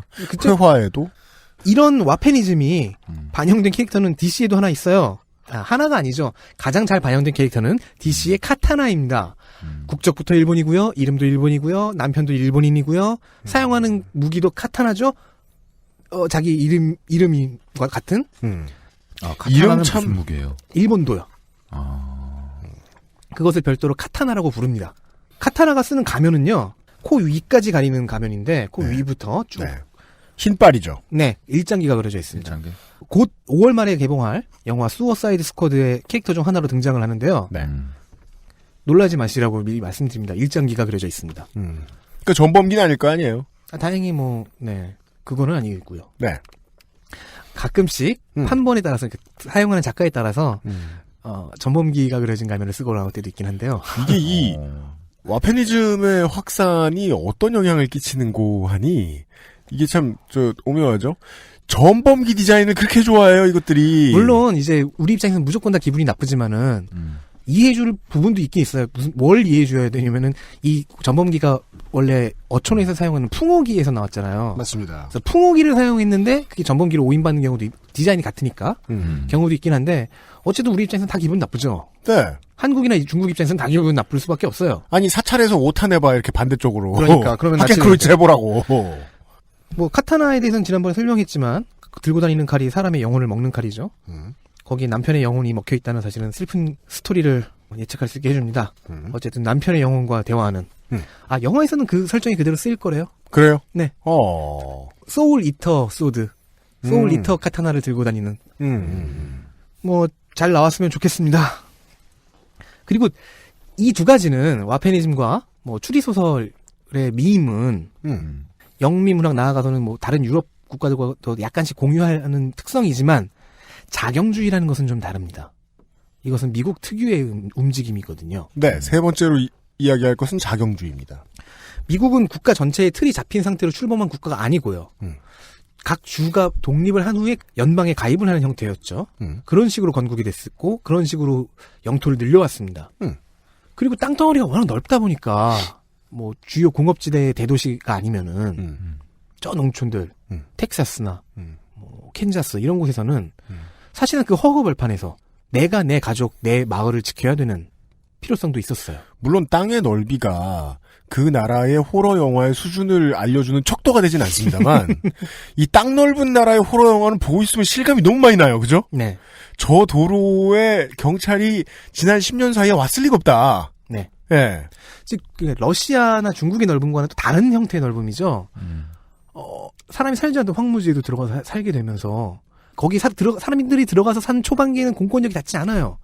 혹은 거기를 관리해줄 공권력이 아직은 없을 수도 있어요. 그러게 그거 왜 그럴까? 그게 꼭 더운 남쪽 지방 이런 데의 국도변의 작은 집 오두막 이런 데는 연쇄살인마들이 많거든요. 무슨 소리야? 추운 데에 이렇게 그런데 사시는 분들은 그렇게 매도하지 마. 그분들이 연쇄살인마라는 게 아니고 계실 수도 있겠지만 근데 막 이렇게 무스와 술록이 왔다 갔다 하는 그런 추운 데 있잖아요. 그런 데를 배경으로 한 공포영화는 별로 못 봤네. 어쨌든 그런 곳에서 스스로가 스스로를 지켜야 된다라는 움직임은 여러 가지를 낳습니다. 좋은 의미의 자경단도 낳지만 뭐 KKK단 같은 자경단도 낳죠. 그런데 이 자경주의라는 것이 사실 미국에서는 뜨거운 감자 아무도 얘기하고 싶어 하지 않지만 가끔씩은 얘기가 나오는 그런 겁니다. 자, 왜냐면 자경단이라는 것은요. 법 바깥에 있잖아요, 사실. 그렇죠. 무법자들이죠. 스스로가 스스로를 지켜야 되기 때문에 사법체계와 충돌이 될 수밖에 없어요. 따라서 자경단을 옹호하는 쪽에서는 이것이 법 이전에 정글과 같은 사회에서 당연히 자신이 자신을 지킬 수 있는 권리이다라고 주장할 수밖에 없고요. 법을 더 신뢰하는 사법체계를 더 신뢰하는 경우에는 이것은 없어졌어야 될 관념이다. 내가 나를 지키다니 일단 공권력을 신뢰해야 되는 것이 아니냐. 그리고 공권력을 이용해야 되는 것이 아니냐. 자원 많은 나라에 자경하게 뒀더니 네. 3살 4살짜리 총 쥐어주잖아요. 그렇죠. 혹은 이것과 좀 일맥상통하는 게 뭐 우리 동아시아에서 얘기하는 협객의 전통과도 비슷하겠죠. 협객 또한 법 바깥에서 법의 정신을 실현하려고 하는 사람이니까요. 그러니까 그렇죠. 약간 이제 슈퍼히어로의 노릇을 하는. 네. 뭐 그렇게 보면은 동양의 슈퍼히어로는 무협일 수도 있겠네요. 어쨌든 슈퍼히어로는 자 생각해보세요. 대부분은 사법집행자가 아니에요. 자경단이에요.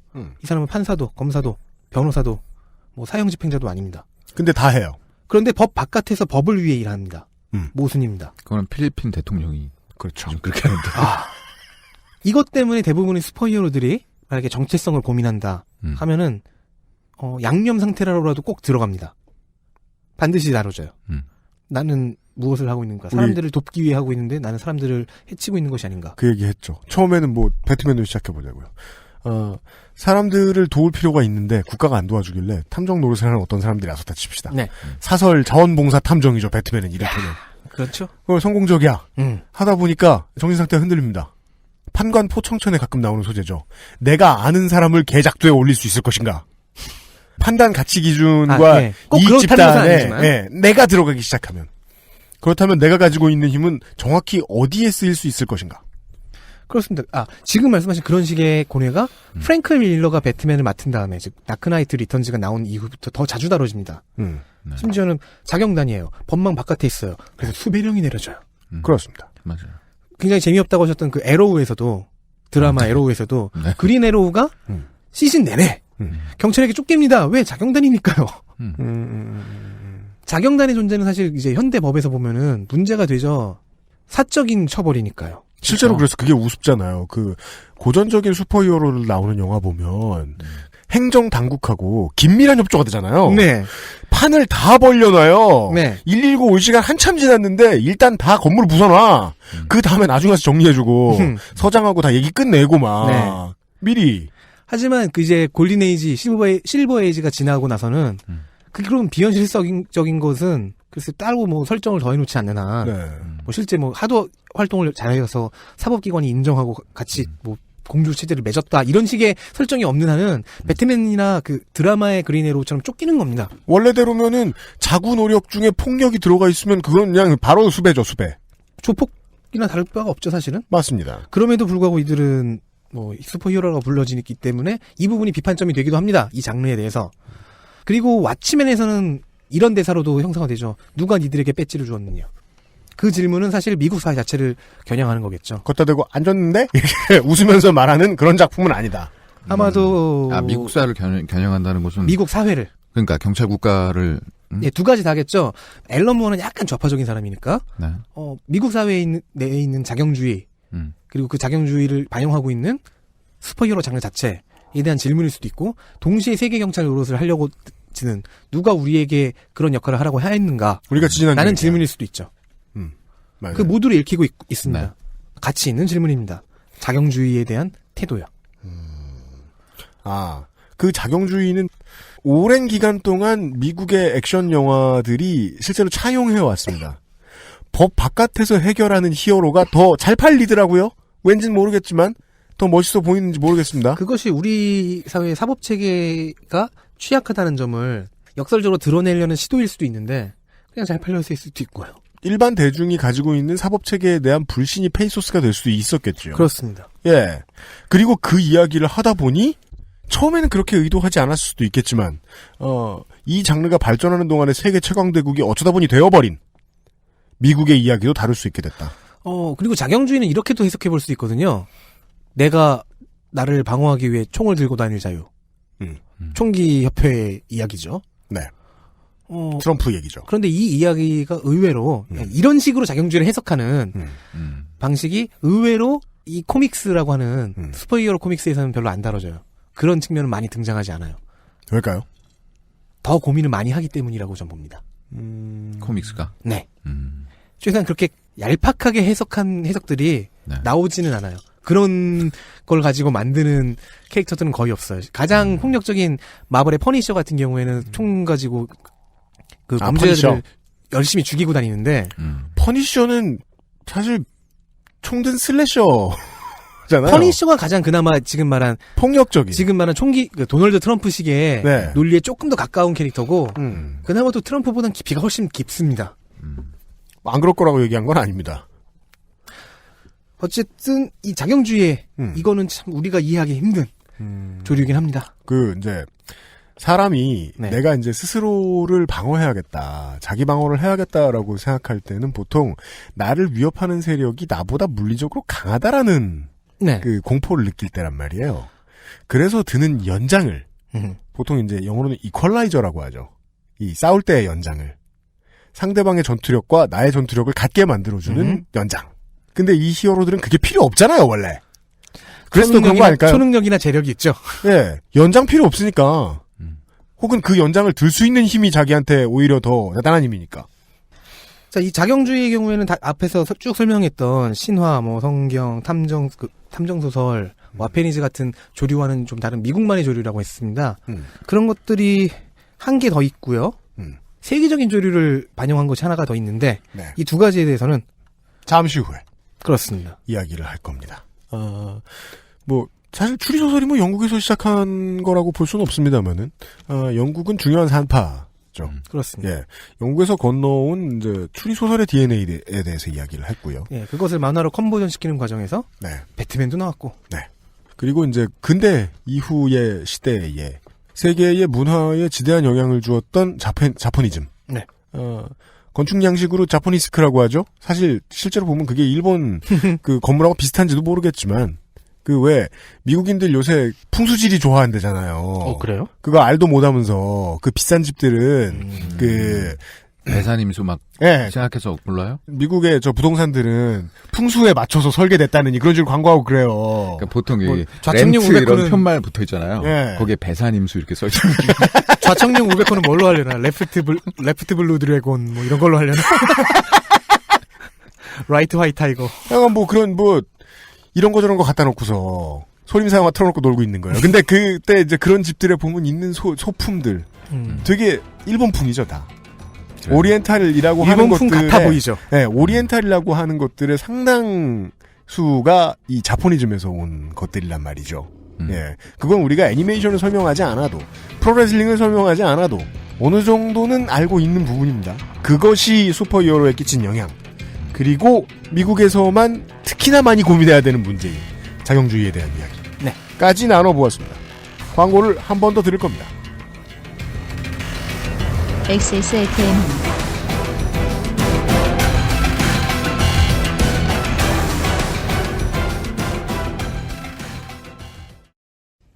황야의 1위 스테픈 올프가 새로운 이름 대볼프로 여러분을 찾아갑니다. 가죽장인 황야의 1위의 꼼꼼함, 끝까지 책임지는 서비스는 그대로, 최고가의 프랑스 사냥 가죽으로 품질은 더 올라간 데볼프 제뉴인 레더. 지금까지도, 앞으로는 더 나은 당신의 자부심입니다. Devolf Genuine Leather. 닭가슴살의 비린내와 퍽퍽함이 공포스러웠다면 프리미엄 세이프 푸드 아임닭.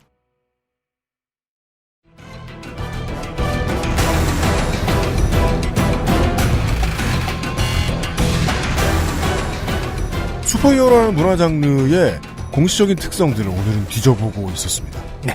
고대 신화부터 왔습니다.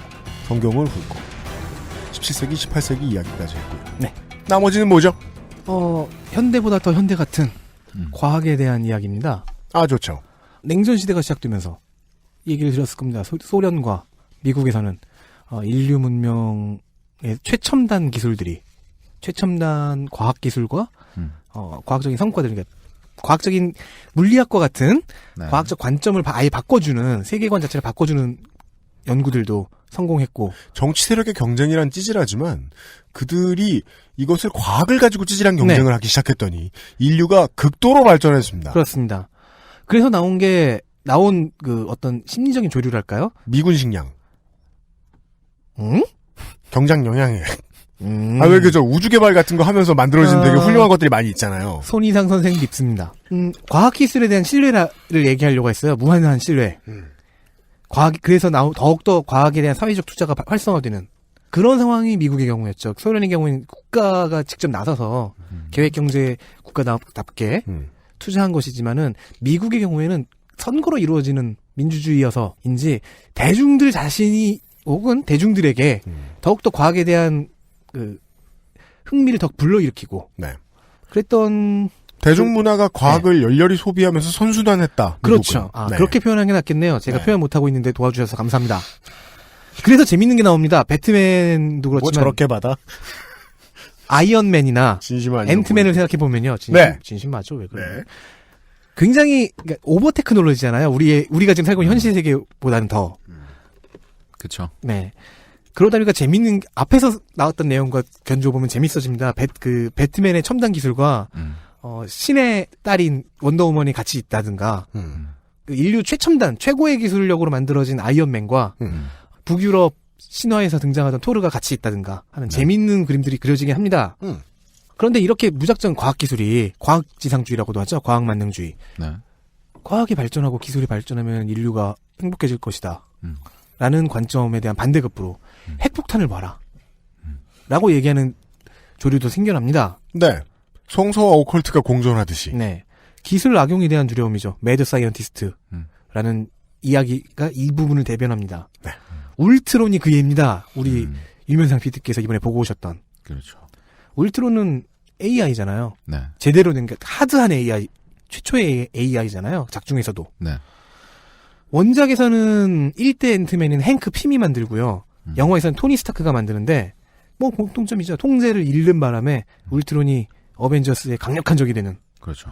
그 이유가 원작에서는 이제 행크 핌이라는 1대 앤트맨이 조금 이렇게 정신적으로 불안정한 사람이에요. 그래서 너무 인정을 받고 싶어서 만들어냈는데 만든 게 AI고 그 AI가 반란을 일으켰다. 통제가 안 되는 과학기술의 결과물이라는 상상은 이미 뭐 19세기 후반 20세기 초반부터 쭉 있어왔던 거죠. 울트론의 경우에는 그걸 좀 더 확실하게 한 거죠. 특히나 울트론에서 그 영화에서는 그게 토니 스타크가 생각하는 안보의 필요성에 의해서 생겼다는 것. 이건 또 영화가 짚는 또 다른 부분이죠. 야, 그렇게 하나하나 의미를 부여하는군요. 그렇게 할 수 있죠. 덕질이는. 저도 그렇지만은 저는 만드는 감독들과 각본가들도 이건 이렇게 해석될 수 있겠지? 그럼 이렇게 일단 설정해 놔야지라고 생각했을 거라고 생각을 해요. 물론입니다. 네, 그건 당연하지 않을까요? 네. 칭찬은 이렇게 대충 해준 건데 너 덕질 잘한다고. 감사합니다. 사랑한다고 고백할 뻔했네? 볼 때는 아무 생각 없잖아요, 우리가 또. 그리고 서양 문명에서 SF와 관련된 소재 중에서 아주 오랫동안 변주되고 계속 얘기 나오는 게 화성인이잖아요. 네. 화성 침공도에 있을 것이고, 뭐, 우주전쟁이었죠? 전 루니툰 캐릭터인 화성인 마빈. 화성인에 대한 관심이 은근히 이 서양 문명이라고 하는 이쪽에는 있었어요. 이것에 대한 관심도 반영이 된 게 있습니다. DC에는 화성인 캐릭터가 하나 있습니다. 마시안 맨헌터라고 하는데요. 마시안이 그냥 화성인이라는 얘기잖아요. 네. 본명이 존슨인데 이걸 뭐 하여튼 화성 문명이 멸망한 다음에 그 화성인 종족의 마지막 생존자예요. 그래서 다 망했으니까 별제로 망했으니까 이웃 별인 결제로 망하다니. 이사 갔어요. 이웃별로? 도망 온 거죠. 망명이죠. 그런데 이제 지구는 아직 화성 문명의 존재를 알지도 못했고.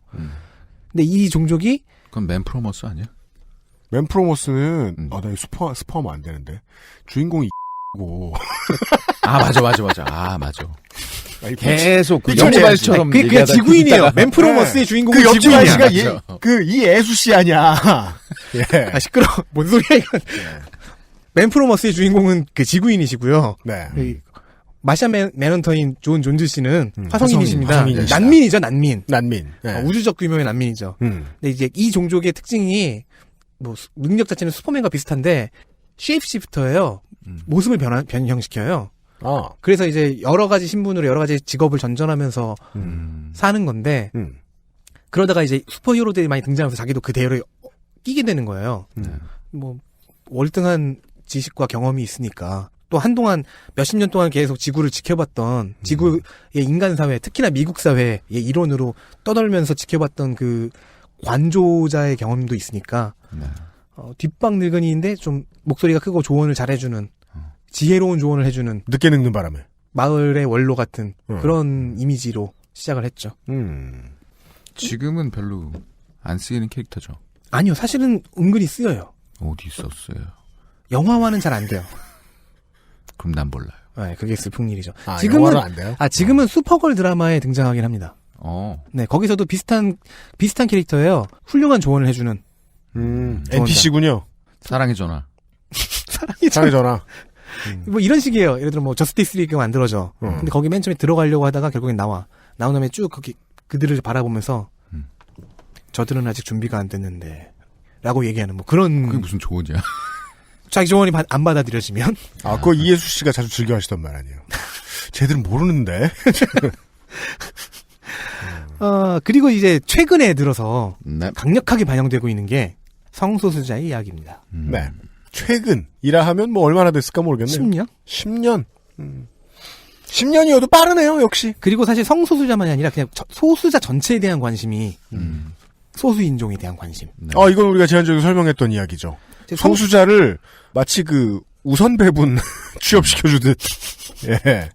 그러니까 또 미국에 그 생각했는데 그 얘기 나올 거라 생각했는데 비례 앞번호를 먼저 주는 거야. 예. 소수자 1, 2, 3번 먼저 주고 소수자는 홀수. 예. 성소수자 먼저 그다음에 소수인종 먼저 이런 식으로요. 네. 왜냐면 이게 또 그것도 미국 문화에서 그 되게 오래된 포인트죠. 소수인종에 대한 교육과 취업과 관련된 특혜.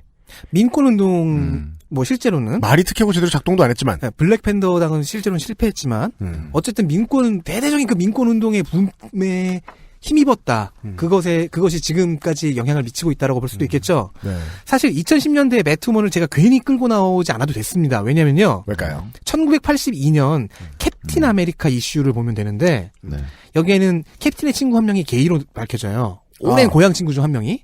대위님 친구가. 네. 고향 친구가 중마고 한 명이. 근데 이 친구분이 게이 친구가 나치 잔당에게 납치됩니다. 그래서 세뇌를 당하는데 그 세뇌의 결과 호모포비아를 가져요. 본인이 게이인데. 그래서 여기에 대고 82년이라는 게 중요합니다. 82년에 캡틴 아메리카가 친구에게 이렇게 외칩니다. 게이임을 인정해주고요. 너는 그들이 말하는 그 모습보단 더 나은 사람이다. 라고 지지해주면서 그들의 얘기를 듣지 마라. 그들이 뭐라고 얘기하든 너는 너 자신과 네가 사랑하는 그 남자를 사랑하고 있지 않냐라는 식으로 얘기를 해요. 그러니까 친구의 세뇌를 풀기 위해서 쓸 수 있는 수많은 말 중에서 그의 게이 성향을 지지해주는 말을 쓰고 있다는 것은 과연 이때 이것을 맡은 작가만의 성향이었을까? 82년, 35년 전에 전 세계 문화 콘텐츠가 다룰 수 있던, 입 밖으로 수면 위로 올릴 수 있던 이야기는 아니다. 과연 이때 당시에 이 이슈를 담당한 작가들만 진보적이고 정치적으로 올바른 생각을 갖고 있어서 이렇게 나왔을 수는 있겠지만 동시에 이거를 통과시켜준 편집부 더 위에서 이것을 크게 문제 삼지 않고 뭐 회수하지 않았던 경영진들도 생각해 본다면은 이 장르는 좀 더 오래 전부터 소수자에 대한 인식을 달리하고 있었구나. 전 첫 시간부터 계속 우리가 그 얘기했던 걸로 다시 돌아오게 되는 것 같아요. 상업적으로 매우 명민한 선택을 이어나가고 있다. 네. 예. 이후 마블과 DC는 배트우먼과 같은 동성애자 캐릭터는 물론이고요. 동성 커플 및 부부 설정도 생겨납니다. 대표적으로 제가 지금 딱 떠오르는 건요. 영화에서 스칼렛 위치와 비전이 있죠. 한 명은 원작에서는 엑스맨 소속의 돌연변이고 영화에서는 그냥 초능력자지만 비전은 AI 종족이죠. 근데 이제 둘이 결혼을 합니다. 남자 쪽이 AI잖아요. 그래서 자식을 가질 수 없으니까 뭐 인공수정 비슷하게 AI가 인공수정은 또 어떻게 해요? 어쨌든 비슷하게 아들을 둘 만드는데 정확하게 설명하기 힘들어. 나도 잘 이해 못했어. 원작 내가 잘 안 읽었던 것 같아. 어쨌든 아들을 둘로 낳는데 아들이 둘 다 게이예요. 하여간 우리가 지금 그게 인공정자다 이렇게 함부로 상정하진 않을게요. 내가 공부를 좀 더 해올 걸. 죄송합니다. 어쨌든 그런 뭐 스칼렛 위치와 비전의 아들들은 동성애자입니다. 그리고 DC의 경우에 골든에이지 시절에 그린랜턴이 있었다고 했잖아요. 네. 그냥 딱 우주경찰이 아니라 그냥 마법반지 용사인. 안 그래도 그 그린랜턴 저 닦으시는 분 자리는 공천 자리가 주로 소수인종에 나오고 그랬는데. 그렇죠. 네. 근데 그 이전에 40년대에 만들어졌던 그린랜턴은 우주경찰이 아니라 마법반지 용사인데 앨런 스콧. 이 캐릭터를 2010년대 들어서 리부트하는 도중에 게이 캐릭터로 바꿔버립니다. 1940년대 만들어진 최초의 그린랜턴을. DC 참 편해요. 그리고 블랙팬서를 필두로 한 흑인 주인공들이 나오기 훨씬 이전에도 마블이나 DC에서 이제 군중들을 그릴 때, 뭐 친문이 있거나 뭐 거리를 왔다 갔다 하는 군중들을 그릴 때, 그 당시엔 당연히 흑백 분리 정책이 있었던 주가 더 많은데, 네. 흑백 군중들이 섞여 있어요. 이거 되게 중요한 장치인데. 네. 되게 중요한 장치인데. 신경을 안 쓰면 이 사람이 평상시에 무엇을 차별하고 사는지가 다 보여요. 배경에서 차별이 느껴져요. 신경을 쓰고 들을 경우는 일부러 신경을 쓰면 이래요. 그래서 제가 그 스타쉽 트루퍼스 영화를 되게 좋아했던 거예요. 남녀에 대한 차별이 전혀 없는 미래를 상정하고 있는데 그걸 눈여겨보지 않으면 안 보여요. 예. 이런 작품은 이 눈에 보이는 작품들은 배경 설정이 엄청 중요한데. 게다가 캡틴 아메리카가 2차 대전 때 이끄는 특수부대인 하울링 코만도스를 보면 재미있죠. 거기에는 흑인 병사도 있고요. 심지어 일본계 병사도 있어요. 영화에서도 그렇게 표현됐죠. 그 일면사 비님께서 1편 보셨으니까 기억나실 거 아니에요. 네. 거기서 캡틴이 버키와 함께 구출한 병사들 중 한 명이 심지어 자기는 흑인인데 네. 아시안계 병사가 같이 갇혀있던 친구가 나오는 거 보고 흠칫하는데 그때 그 병사가 자기 군번줄을 딱 보면서 나 일리노이에서 온 새끼다. 그러자 오케이 무기 들어 하고 같이 포로 반란을 참여하죠. 이게 되게 신기한 일이긴 합니다. 네. 어떤 코미디언이었지? 누구요? 그 스탠딩 개그에서 진정한 영웅은 캡틴 아메리카다. 왜요? 40년대에 활동하던 사람이 동면회하고 깨어나서 90년대인지 하여튼 2000년대인지 깨어났는데 흑인 상관이 와서 당신은 이제 이런 일 해야 한다고 한다. 근데 난 너네 종족과 얘기 못해. 라고 얘기하지 않고 네. 오케이 한다. 개기지 않았다. 네. 대통령 불러와라고 하지 않았다. 투명한 사람이다. 흑인 대통령 불러와 임마 이랬더니 오바마가 나올 거고. 네. 지금 몰카 찍냐? 그리고 흑인 사이드킥이 왔는데 거기다 그 플라잉 니그로다라고 얘기하지 않았다. 그렇죠. 와 흑인이 날아다닌다 이런. 네. 제일 중요한 건 그가 날아다닌다는 건데. 네. 반면에 좀 그 대접에 박한 케이스들이 있죠. 소수자 중엔 여성.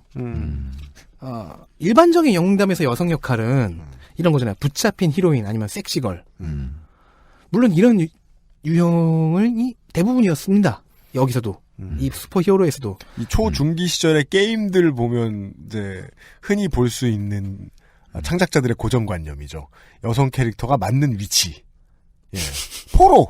다만 그래도 그 원더우먼, 배트걸, 미즈마블 같이 진취적인 여전사 캐릭터가 그나마 인기를 얻고 살아남고 역사를 쌓아갔다는 거죠. 정확한 표현을 쓰자면 거기서도 열을 빼야죠.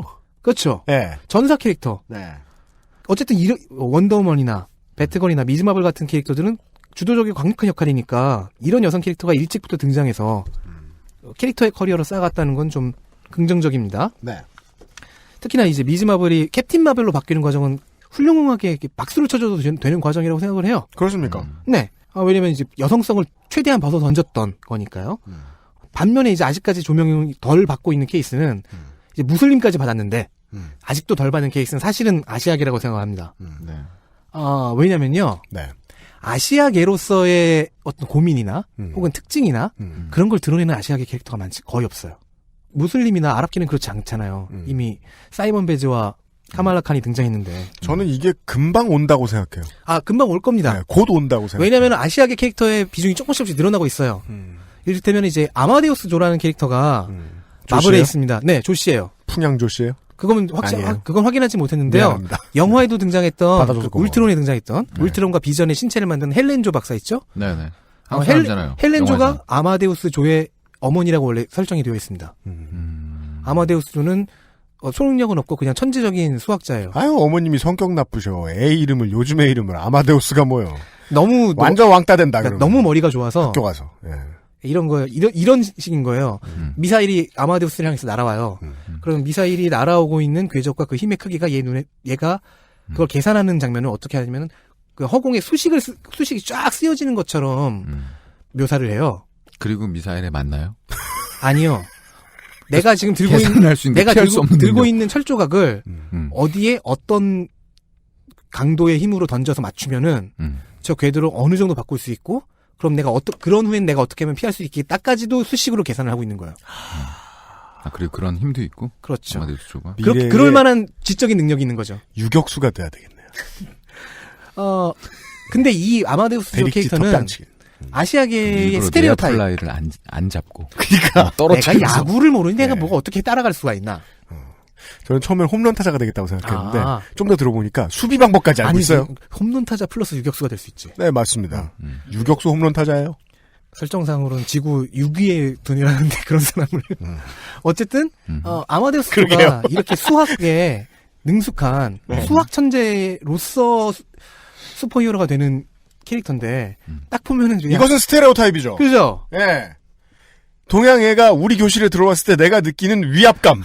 쟤는 수학을 잘할 것이다. 혹은 닌자다. 배틀넷에 들어갔는데 한글로 뭘 떠들고 있는 사람을 볼 때의 공포.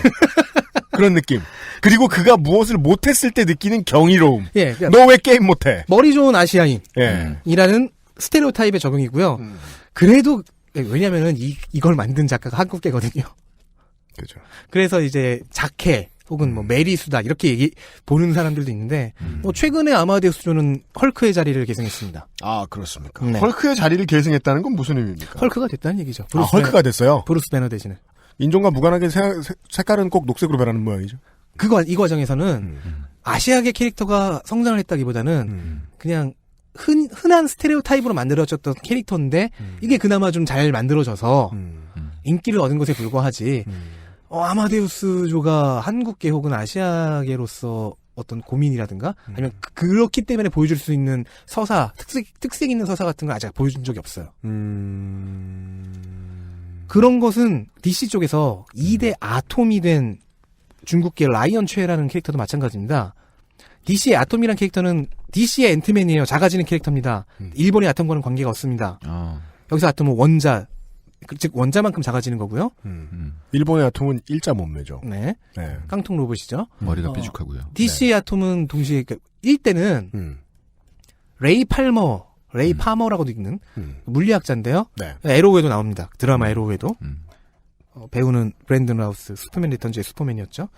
어쨌든 2대의 아톰이 된 중국계 라이언 최도 너무 마찬가지인 게 중국계로서 특색 있는 서사를 보여준 적이 없어요. 그렇다면 반대로 질문해야죠. 미국인들이 흔히 생각하는 동양인의 스테레오타입에는 맞아 들어가느냐. 그렇다면 극히 평면적인 캐릭터잖아요. 그렇죠. 스토리도 없는 데다가. 자, 라이언 최도 똑같이 전임자인 레이 팔머와 똑같이 물리학자고요. 유능한 물리학자예요. 그냥 이공계 공부를 잘하고. 네. 네. 심지어는 이제 DC에서 그 이번 리부트가 아니라 지금 리부트가 진행 중인데 지난번 리부트에 추가됐던 캐릭터 중 하나가 엘레멘트 우먼이라는 서브 캐릭터가 있는데요. 엘레멘트 우먼이요? 예. 되게 신 같은 이름인데요. 난 이 여자의 능력을 아직도 이해하지 못하겠어갖고. 뭐 하는 거예요? 뭐 원소별로 이렇게 몸을 변형시키고 그런 능력인데. 뭐 자기 몸, 나는 또 그 적을 이렇게 원소까지 쪼개버리는. 니켈이 됐다가 망간이 됐다 뭐 이런 거예요? 비슷해요. 제가 제대로 이해를 못했고 잘 좋아하지 않아요. 뭐에 좋은 거야? 근데 이 캐릭터의 본명이 니켈이 또 망간이 됐다. 뭐에 좋냐는 질문이 이상한데 맞는 것 같아요. 몸에 좋나? 아무튼 이 캐릭터의 본명이 케이트. 공부 더 해오세요. 하등 쓸모가 없잖아요. 여기까지 들어서는. 케이트 성이에요. 헬륨이 됐다가 막 중요한 건 이 사람의 본명. 몸에 들어갔더니 사람이 목소리가 에 이렇게 되고. 어디까지 가나보자 또. 하여간 얘기하세요. 본명이 네. 케이트 성이에요. 네. 성씨예요? 예. 네. 한국계죠. 근데 한국계로서의 특색도 아무것도 없습니다. 저 성이 성일 뿐이에요? 네. 설정만 한국계고 심지어 이 중국계 라이언 최 이대 아톰은요. 더 설정이 세심해져요. 홍콩 출신인데 한국계 중국인이에요. 한국계 중국인이다. 제가 이 아톰 이슈에서 봤던 중국인으로서 중국계로서 보여줬던 중국계이기 때문에 보여줄 수 있었던 모습이 그런 건데 아들이 슈퍼히어로 노릇을 하는 것 같고 뭔가 위험한 일을 하는 것 같으니까 중국에서 아버지가 오신 거야. 네. 그러니까 아들인 라이언은 긴장 팍 타고 아씨 아버지 어떻게 하지 고민하는데 동료들은 뭐 그런 거 걱정하고 그냥 얘기하고 이해시키면 되잖아. 뭐 그런 식으로 나오는 거죠. 아, 하긴 부모님이 뭘 못하게 말리는 슈퍼히어로는 별로 못 본 거. 거기에 대고 이제 라이언 chen 얘기하지. 니들이 이해 못하는데 이거는 동양식 그 문화가 있는 거라고. 근데 그게 전부예요. 끝. 네. 그럼 뭘 원해요? 덕질이는? 제가 뭘 원하는지 어떤 형태를 얘기할 수 없는데 이걸 얘기하죠. 다른 주인공들은 네. 여러모로 입체적으로 캐릭터가 드러나는데 반해서 네. 너무 평면적이다. 네, 평면적인 거. 그 얘기를 하고 싶은 거죠. 아마데우스 존은 그 자체가 입체적에서 살아남았는데 네. 제가 보는 것은 카말라 칸과 그 사이먼 베즈가 각각 파키스탄계 무슬림이고 한 명은 그 레바논계로서 겪는 어떤 차별 같은 것들도 드러나고 본인의 고민들도 드러나면서 그들이 입체적이 되어가고 더 매력적이 되어가는데 아마데우스의 존의 매력에는 그게 없고 그냥 라이언 최는 수학과 물리학만 라이언 있어요? 최나 뭐 엘레멘트 우먼 같은 경우는 거기 가지도 못했고 그래서 아쉽다는 거죠. UMC 말대로 앞으로는 더 그렇게 되겠네요. 이렇게 지금 늘어나고 있다는 게 첫 번째 신호인 것 조금씩 같아요. 소개를 해주는 거잖아요. 네. 이 문화에 대해서. 그래서 앞으로의 아마데우스나 앞으로의 라이언 최, 앞으로의 엘레멘트 우먼은 UMC의 예상처럼 바뀔 수 있겠죠. 근데 아직 오진 않았습니다. 이제 고뇌를 하는 거죠. 그렇습니다. 그냥 헬륨으로만 변하는 것이 아니라. 예. 우리나라에 뭐가 있죠? 내가 진짜 엘레멘트 우먼 하나 때문에. 그게 뭐, 큰 문제? 사회 문제? 마사회. 뭐? 맨날 막권 긁고 앉았고. 마사회? 예, 우리 출근하다 보면 맨날 이렇게 용산지 나오잖아요. 거기 그래. 늘 노란 리본 저 도박장 못 들어오게 하려고. 예. 그리고 생각해보면요, 동네 아저씨들 이게 장사가 잘 돼도 막권 긁으러 가고, 장사 안 돼도 막권 긁으러 가고, 우리나라의 큰 문제예요? 뭘로 가도. 한국 특유의 문화예요? 약간, 그게 반영될 것 같지는 않습니다. 막권 긁다. 그렇죠. 이게 왜 생각난 거야? 언제쯤 끝날까 생각했는데, 잘못했다고 생각합니다. 예. 그 반성할 좋은 계기를 일은 주세요. 아니에요. 좀 죄송합니다. 끊어주고 가끔. 죄송합니다. 예. 그 엘레멘트 우먼의 본명을 정정할게요. 에밀리 성이었군요. 하여간 케이트 성은 어디서 나왔지? 그러니까 성가는 너 아까부터 계속 네. 아마데우스도 사실 존 아니야? 아니야. 헬렌 조의 아들이라니까. 그래서 헬렌 조가 맨 처음에 그 영화에 나왔을 때, 울트론에서 나왔을 때 덕후들은 약간 기대했어요. 왜요? 아마데우스 조도 나오나 이러면서.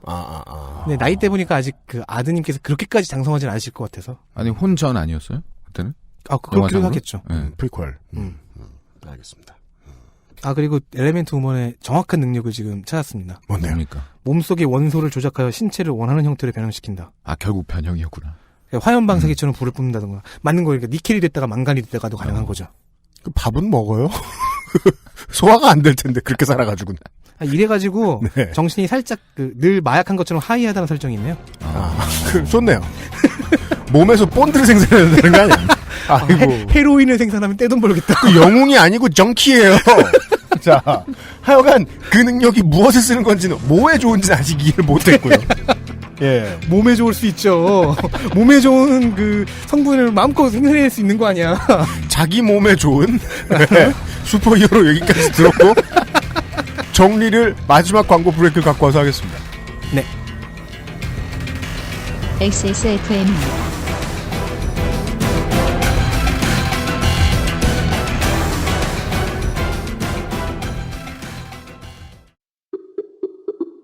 내 인생의 6개월이 그냥 날아가 버렸어. 한국인 가게에서 일했지. 퇴근하면 집에 그냥 있었지. 친구도 못 만들고. 워킹 홀리데이 진짜 별로야. Excuse me. Why don't you call Perfect 25? 뭐? Perfect 25. 그래서 뭔데 그게? Perfect 25 English phone call service. 이거 말하는 거야? 퍼펙트25.com? Oh, you got it right. 계단 오르기가 불편하신가요? 그렇다면 관절 건강을 의심해보세요. 식약처로부터 관절 및 연골 건강 개선에 도움을 줄 수 있다는 기능성을 인정받은 무릎핀을 섭취하세요. 삶의 질이 달라집니다. 엑세스몰에서 만나요. 이대리, 맨날 살 뺀다면서 점심에 웬 소세지야? 에이, 과장님. 이건 기름지고 짠 마트 소세지가 아니고요. 아임닭 닭가슴살 소세지예요. 이것도 닭가슴살이야? 한 입에 먹기 편하게 생겼네? 아이 참, 과장님. 아임닭 큐브잖아요. 국내산 현미가 들어가서 정말 부드럽고 다이어트에 딱이라고요. 질리지도 않고 먹기도 간편해서 요즘 다이어트하는 사람들은 다 이거 먹어요. 닭가슴살을 가장 맛있고 간편하게 먹는 법, 프리미엄 세이프 푸드 아임닭.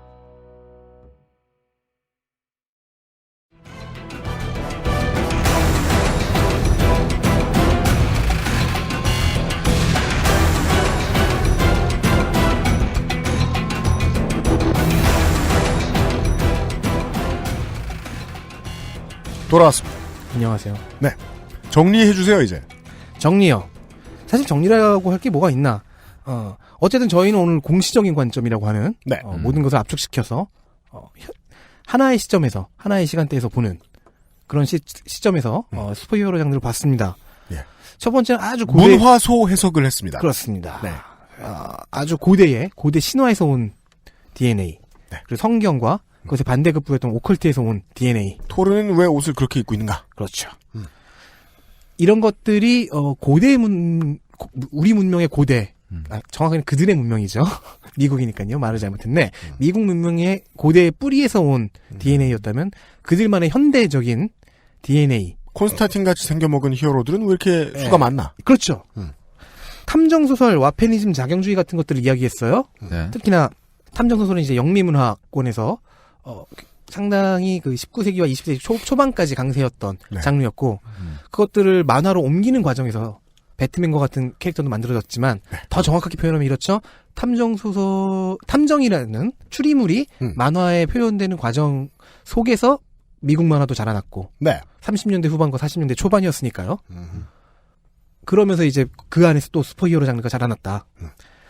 그리고 그렇게 자라나고 있던 사람들에게 오리엔탈리즘, 특히 와페니즘으로 대표되는 오리엔탈리즘들이 그 자기 신들의 족적을 남겼고, 그런 반면에 미국이기 때문에 받았던 영향, 미국이기 때문에 논하고 있는 주제, 자경주의에 대한 이야기도 하였습니다. 네. 그 다음에는 또 그들이기 때문에 가능했던 이야기, 과학의 최첨단을 달리던 최첨단의 발전이 이루어지던 나라에 있었기 때문에, 또한 그 발전에 대한 관심도가 대중 모두에게 대중적인 파급력을 갖고 있었던 나라였기 때문에 가질 수 있는 그런 캐릭터들, 아이언맨, 앤트맨, 배트맨의 여러 가지 장비들. 선인과 미친 과학자 사이를 왔다 갔다 하는 아이언맨의 캐릭터를 떠올릴 수 있었습니다. 혹은 1대 앤트맨. 아니구나, 토니 스타크와 행크 핌의 이야기들. 그리고 오늘은 살짝 넘어갔지만 지난번에 얘기한 적이 있었죠. 스페이스 오페라 장르 얘기도 했었어요. 그렇습니다. 스타워즈와 같은. 스타워즈에 대응되는 뭐 그린 랜턴이라든가 가디언즈 오브 갤럭시 같은 것들을 여러분들은 또 떠올리실 수 있었을 겁니다. 그런 반면에 이제 정말로 현재 최근에 와서 성소수자와 소수인종에 대한 사회적 소수자 인식을 선도했다고도 볼 수 있는 그리고 그것들을 가지고 이제 앞으로 어떻게 될 것인가. 다음 차례는 아마 아시안일 것이다. 라고 예측한 부분까지 들려드렸습니다. 그렇습니다. 이 정도면 그러니까 통사 한 번, 그리고 공시적인 관점에서의 공사 한 번을 쭉 다뤘는데요. 내일 제가 하고 싶은 얘기는 이것들을 바탕으로 그 양대 산맥인 DC 코믹스와 마블 코믹스 두 회사를 좀 더 알아보는 시간을 갖고 싶어요. 그렇습니다. 이들을 이해하면, 그러니까 지금까지 한 것은 어느 정도 미국이라는 사회와 그 사회의 대강의 역사와 문화사적인 측면의 역사와 그것들을 거기다 실시간으로 반영하고 있었던 슈퍼히어로라는 장르에 대한 이해는 어느 정도 되셨을 거라고 생각을 합니다. 각자의 해석에 따라서 이 장르의 장점 혹은 한계, 단점까지도 도출해내실 수 있겠죠. 대중들은 그렇게 현명하니까요. 좀 더 필요한 이야기라면 아마도 DC 코믹스와 마블 코믹스 양대 산맥의 회사가 어떤 식으로 자라났고 어떤 식으로 현재 자신들의 컨텐츠를 확장시켜가고 있는가를 살펴보는 것은 그것 또한 재밌는 시도라고 봅니다. 네. 연구자들에게는 좀 캄캄한 분야인데 상대적으로 대중이 조금 더 잘 알고 있는 사실 중에 하나입니다.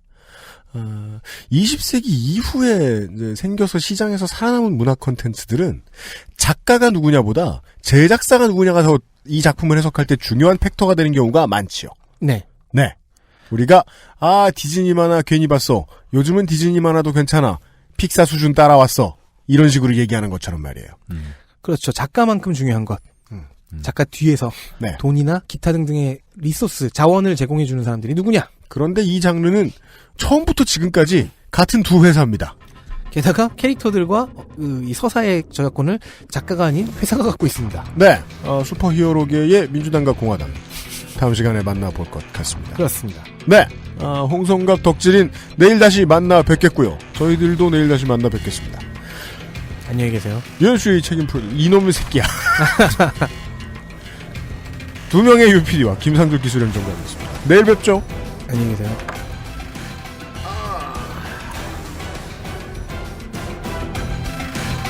XSFM입니다. I, D, W, K